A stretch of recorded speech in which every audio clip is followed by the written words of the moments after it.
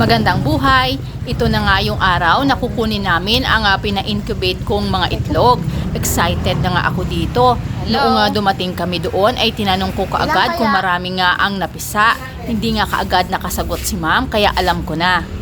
Pero okay lang naman dahil sabi ko nga sa video ko noon nang nagpa-incubate kami ay experiment lamang ito. Ang ibabahagi ko nga sa inyo sa videong ito ay ang mga natutunan ko dito para maiwasan nyo ang magkamali. Kahit papano ay may napisa din ng mga 7 sisiw out of 30 eggs. Ano nga ba ang natutunan ko dito? Saan nga ba nagkamali at ano ba dapat pa ang mga i-improve? Una ay ang sa tingin ko noong inipon ko kasi itong mga itlog para ipa-incubate ay napakainit ng panahon. Ang pagkakamali ko dito ay hindi ko inilagay sa ref yung mga itlog dahil noong nakaraang May ay napakainit talaga. Okay lang naman na iimbak natin sa tray yung mga ipapa-incubate natin mga itlog kung hindi sobrang init ang panahon o mas maganda nga kapag panahon ng taglamig.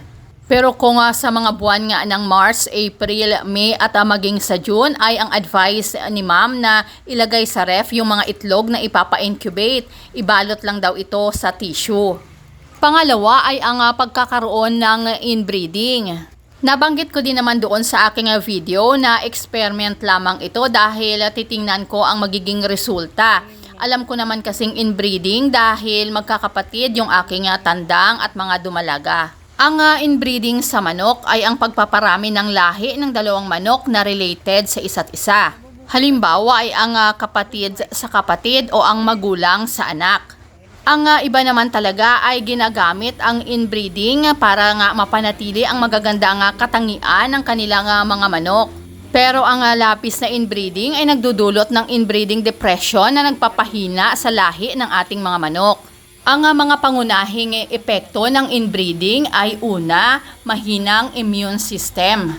Dahil dito ay madaling dapuan ng sakit at impeksyon ang mga sisiw. Pangalawa ay mataas na mortality rate. Maraming mga sisiw ang napipisa na mahina, hindi nakakatayo ng maayos at madalas ay matamlay sa unang araw.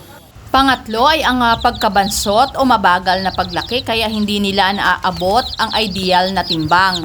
Pang-apat ay bawas na produksyon sa itlog. Mas kakaunti at madalas maliliit ang kanilang itlog.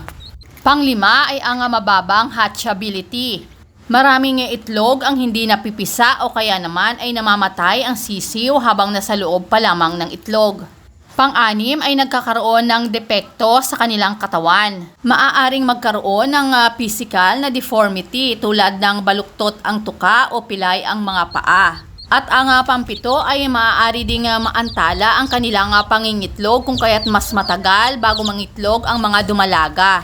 Paano nga ba natin maiiwasan ang pagkakaroon ng inbreeding at mga iba pang problema sa ating mga manok? Una ay ang pagpapakilala ng bagong lahi. Kailangan nating magdagdag ng mga bagong tandang o inahin mula sa ibang lahi o ibang lugar. Tinatawag itong outcrossing o pagpasok ng bagong dugo. Sa pamamagitan nito ay maiiwasan natin ang pagkalat ng pare-parehong mahihinang genes. Pangalawa ay ang pagpili o selection. Kung magpaparami ka ng sarili mong lahi o line breeding, piliin lamang ang mga pinakamalulusog na manok. Malalaman naman natin ito dahil sila yung mga hindi sakitin.